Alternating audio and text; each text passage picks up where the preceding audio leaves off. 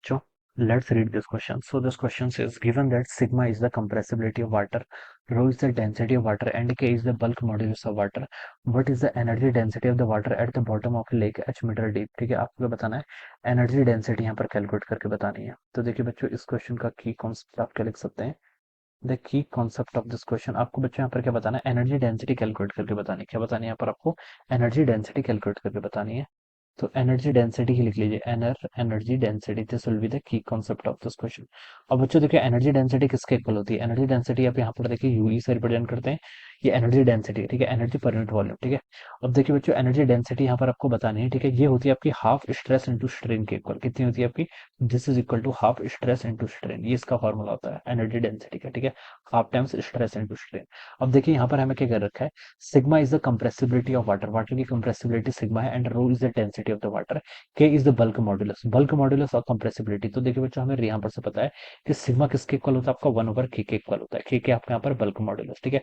Compressibility और bulk modulus यहाँ पर इनवर्सली प्रोपोर्शनल है। और बल्क मॉड्यूलस के किसके इक्वल होता है? बल्क मॉड्यूलस होगा आपका स्ट्रेस डिवाइडेड बाय स्ट्रेन के इक्वल। कितना होगा? स्ट्रेस डिवाइडेड बाय स्ट्रेन के इक्वल, ठीक है। स्ट्रेस डिवाइडेड बाय स्ट्रेन, तो ये आपके यहाँ से बल्क मॉड्यूलस हो जाएगा, ठीक है। अब देखिए, वाटर क्या बोल रखा है? What is the energy density of the water at the bottom of a lake h metre deep? कोई लेक है, ठीक है, लेक की बॉटम, लेक की हाइट, डेप्थ कितनी देर की? एच मीटर, ठीक है। ये आपकी डेप्थ कितनी देर की? एच मीटर के इक्वल। तो यहाँ पर देखिए प्रेशर कितना होगा? यहाँ पर आपका रो जी एच, यहाँ पर आप लिख सकते हैं प्रेशर, देखिए एटमॉस्फेरिक प्रेशर से आपका रो जी एच ज्यादा हो जाएगा, ठीक है। तो यहाँ पर इसका प्रेशर आप एंड पॉइंट पर आप रो जी एच मान लीजिए, ठीक है। कितना? रो जी एच, ठीक है। तो ये आपका यहाँ पर से प्रेशर कैलकुलेट हो गया। यही प्रेशर क्या कहलाता है? स्ट्रेस कहलाता है। स्ट्रेस क्या होता है? Force per unit area. Pressure भी आपका फोर्स पर यूनिट एरिया होता है, ठीक है। तो इसको देखिए, आप यहाँ पर से थोड़ा सा इसको रिप्लेस करने की कोशिश कर लीजिए, ठीक है। स्ट्रेन को देखिए बच्चों, हम यहाँ पर से क्या लिख सकते हैं? स्ट्रेन को देखिए बच्चों, मैं यहाँ पर से लिख सकता हूँ स्ट्रेस डिवाइडेड बाई सिग्मा, ठीक है। Stress divided by sigma, sigma क्या है आपका यहाँ पर? कंप्रेसिबिलिटी है, ठीक है। तो इसको आप लिख लीजिए half stress into strain. Strain को क्या लिख सकता हूँ मैं? सिग्मा यहाँ पर आपको क्या गिवन कर रखा है? कंप्रेसिबिलिटी गिवन कर रखी है। और के आपका बल्क बल्क मॉड्यूलस है, सॉरी बच्चों, this is our bulk modulus. Bulk modulus क्या होता है आपका?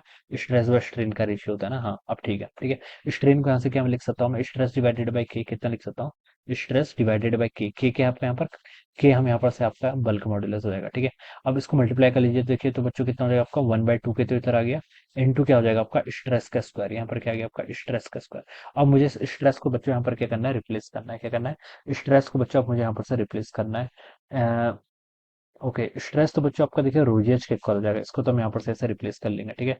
तो ये कितना आ गया आपका? प्रेशर स्ट्रेस आपका रोजिएच के इक्वल हो जाएगा, रोजिएच का स्क्वायर डिवाइडेड बाय 2 टाइम्स के, ठीक है। के को रिप्लेस करना है। के को आप यहाँ पर से देखिए सिग्मा लिख सकते हैं। सिग्मा किसके इक्वल होता है? 1/k के। तो यहाँ पर 1/k को मैं सिग्मा से रिप्लेस कर लेता हूँ, तो आपका सिग्मा बाय 2 टाइम्स आपका कितना हो जाएगा? रो जी एच का स्क्वायर।